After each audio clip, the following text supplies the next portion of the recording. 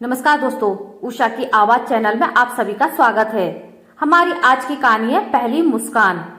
शंभू और रमेश दो सगे भाई थे। दोनों के अलग अलग व्यवसाय थे, अपने अपने घर थे। शंभू बड़े थे, उनके कोई औलाद नहीं थी। गांव में अपनी कुलदेवी से शंभू और उनकी पत्नी ने मन्नत मांगी थी कि यदि उनके औलाद होगी तो वे गांव में बड़ा भंडारा तो कराएंगे ही, साथ ही गांव की एकमात्र धर्मशाला में एक कमरे का निर्माण भी कराएंगे। कुछ ऐसा सुखद संयोग हुआ कि शंभू के यहाँ गृह लक्ष्मी का आगमन हो गया। उन्होंने अपनी पुत्री का नाम रखा रानी। पुत्री प्राप्ति के बाद भी शंभू अपनी कुलदेवी के यहाँ मांगी मन्नत को भूले नहीं। वो 8 माह की रानी को साथ लेकर अपनी पत्नी के साथ अपनी कार से मन्नत पूरी करने गांव चले गए। वहां उन्होंने खूब बड़े भंडारे का आयोजन किया और बाद में धर्मशाला में कमरे के निर्माण के लिए 21,000 रुपए भी दिए। साथ ही आश्वासन दिया कि कोई कमी बेसी होने पर वे और भी धन भिजवा देंगे। इस मन्नत को पूरी करने के बाद शंभू अपने को संतुष्ट महसूस कर रहे थे। सब कार्य निपटाकर शंभू अपनी पत्नी और नवजात बेटी के साथ वापस शहर लौट चले।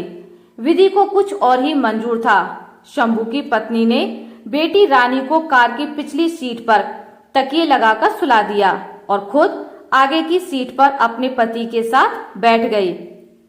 कुछ किलोमीटर ही चले होंगे कि अंधाधुंध रफ्तार से आते ट्रक ने उनकी कार को टक्कर मार दी। शंभू और उनकी पत्नी की मौके पर ही मृत्यु हो गई। आश्चर्यजनक रूप से पिछली सीट पर लेटी रानी को खरोंच तक नहीं आई। रमेश को जैसे ही इस दुर्घटना का पता चला, वे दौड़े चले आए। भाई भाभी का अंतिम संस्कार कराकर वे रानी को सीने से चिपकाए अपने घर लौट आए। अपनी पत्नी जमुना से बोले, भाग्यवान, देखो तुम्हारी गोद में बच्चा आने से पहले ही रानी ने हमें माँ बाप बना दिया। रानी अब हमारी ही बेटी है। जमुना कुछ बोली तो नहीं, पर रानी को अपनी गोद में ले लिया। हकीकत में जमुना मन से रानी को स्वीकार नहीं कर पाई थी। जमुना को लगता कि रानी मनहूस है। एक साथ ही अपने माँ पिता को खा गई। रमेश अपनी पत्नी के मनोभावों को समझ रहे थे, पर कुछ न कर पाने की स्थिति में अपने को पा रहे थे। रानी की परवरिश तो उनके घर में ही होनी थी।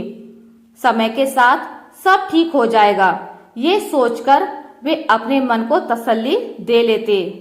इस बीच रमेश के यहाँ भी एक बेटी और बेटे का जन्म हो गया। तीनों बच्चे धीरे धीरे बड़े होने लगे। रमेश की बेटी नीलम और पुत्र पवन के साथ रानी भी स्कूल जाने लगी थी। जमुना का रानी के प्रति भेदभाव कम होने का नाम ही नहीं ले रहा था। अब रानी भी सब कुछ समझने लगी थी। उसके बाल मन में हमेशा आता कि चाची क्यों उससे नफरत करती हैं। उसका क्या कसूर है? वो तो पढ़ने के साथ साथ घर का भी खूब काम करती है, पर चाची रोज ही किसी न किसी बात पर उसे डांटती ही रहती। वो तो बस एक चाचा ही थे जो उसे दिल से प्यार करते। उस दिन भी कुछ ऐसा ही हुआ जब रानी और नीलम के हाई स्कूल के परिणाम आए, जिसमें रानी ने टॉप किया था। नीलम के मार्क्स रानी से कुछ ही कम थे, तो जमुना रानी के परिणाम पर खुशी जाहिर न करके नीलम पर बरस रही थी कि उसके मार्क्स रानी से कम क्यों आए।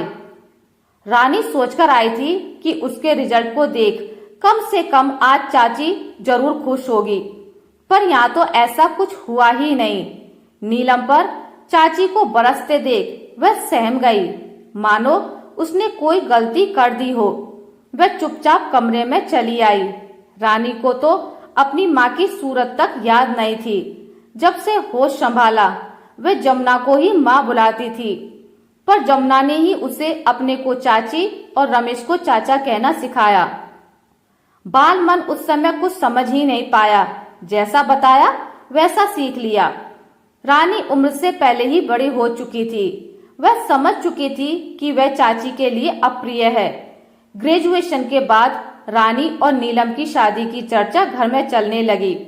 रानी नीलम से भले ही कुछ महीने ही बड़ी थी, इसी कारण रमेश का सोचना था कि पहले रानी की शादी तय हो, बाद में नीलम की, बाद में भले ही शादी एक साथ कर दी जाए। रविवार के दिन आयुष और उसका परिवार रानी को देखने आने वाला था कि रमेश को अपने कार्य से अर्जेंट बाहर जाना पड़ गया। जमुना ने कहा कि तुम चिंता मत करो, मैं सब संभाल लूंगी। आश्वस्त होकर रमेश चला गया। लड़के वाले आए तो उनके सामने रानी साधारण वेश में ही आई। उन्हें चाहिए थी स्मार्ट बहू। रानी की सुंदरता को उन्होंने उसके वेश से तोल दिया। फिर भी रानी और आयुष को बाहर लॉन में अकेले बातचीत के लिए भेज दिया गया। इसी बीच नीलम भी वहां आ गई।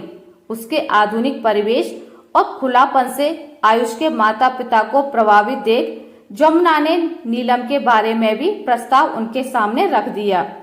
इस प्रस्ताव से आयुष के माता पिता खुश नजर आए। नीलम के साथ रिश्ते के लिए वे इशारा भी कर गए। उधर रानी की जब आयुष से अकेले में बात हुई तो वह उसे शालीन और धीर गंभीर लगा। सच तो यह था कि रानी को आयुष पसंद आ गया। उसे लगा कि आयुष ही उसकी मंजिल है। रात में रमेश भी आ गए। उन्होंने पूरी जानकारी जमुना से ली। उत्सुकतावश रानी उनकी बात सुनने लगी। तब उसे पता चला कि चाची तो आयुष की शादी नीलम से कराना चाहती हैं। ये सुनकर रमेश जी बोले, देखो जमुना, यदि उन्हें रानी पसंद नहीं तो भी हम वहां अपनी नीलम की शादी नहीं करेंगे। अरे रानी हमारी बच्ची है, जैसे भी हो, पर तूने ही उसे पाला है। पालने से तो पशु से भी प्रेम हो जाता है। तेरी ममता रानी के लिए क्यों नहीं जागी?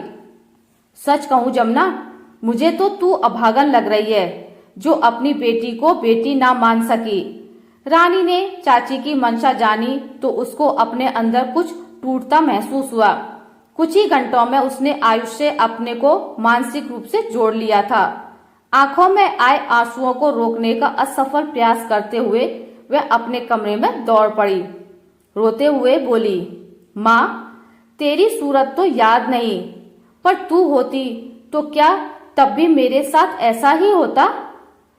तभी रमेश जी उसके कमरे में आ गए और उसको रोते हुए देखकर उसके सिर पर हाथ फिराने लगे।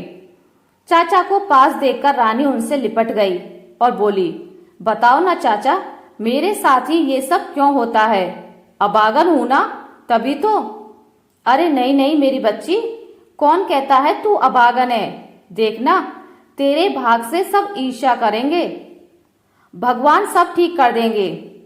चाचा, मेरे मन को तसल्ली दे रहे हो ना, जबकि आप भी जानते हो मेरे आगे आगे मेरा दुर्भाग्य ही चलता है। चलना भी सीखा नहीं था कि मम्मी पापा छोड़ गए। वो तो आपने पाल लिया चाचा, नहीं तो पता नहीं मेरा क्या होता। आपका प्यार तो मिला, पर चाची का मन मैं ना जीत सकी। अभागन अभागी ही रह गई। मन छोटा मत कर रानी, भगवान सब ठीक करेगा।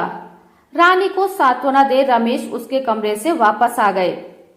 वे समझ गए थे उनकी बातों से रानी का संतुष्ट होने का प्रश्न ही नहीं उठता, पर वो कर ही क्या सकते थे। आज पहली बार जमुना को महसूस हो रहा था कि उसने रानी के साथ अन्याय की पराकाष्ठा हो गई है। अगले दिन जमुना पहली बार खुद रानी के कमरे में आई और बोली, रानी बेटी, देख तो ड्राइंग रूम में कौन तुझसे मिलने आए हैं। पहली बार बेटी का संबोधन सुन रानी चाची का मुंह देखती रह गई। आज जमुना के रूप में रानी को माँ दिखाई दे रही थी। वह माँ माँ कहते जमुना से चिपट गई। जमुना भी अपने आंसू पोंछते हुए उसे ड्राइंग रूम में ले आई तो रानी चौंक पड़ी। सामने आयुष सब परिवार उपस्थित थे। आयुष की माँ ने उठकर अपने गले से सोने का हार उतारकर रानी के गले में डालकर उसका हाथ आयुष के हाथ में देकर बोली, बेटा आयुष, तेरी पसंद ही हमारी पसंद है। आज रानी पहली बार चुपके से मुस्काई थी। आशा करती हूँ आपको मेरी आज की कहानी अच्छी लगी होगी। अगर आपको मेरी कहानी अच्छी लगी है तो इसे लाइक करें, ज्यादा से ज्यादा शेयर करें, और अगर आप मेरे चैनल पर नए हैं तो इसे सब्सक्राइब करना ना भूलें। मिलते हैं एक नई कहानी के साथ, तब तक के लिए नमस्कार।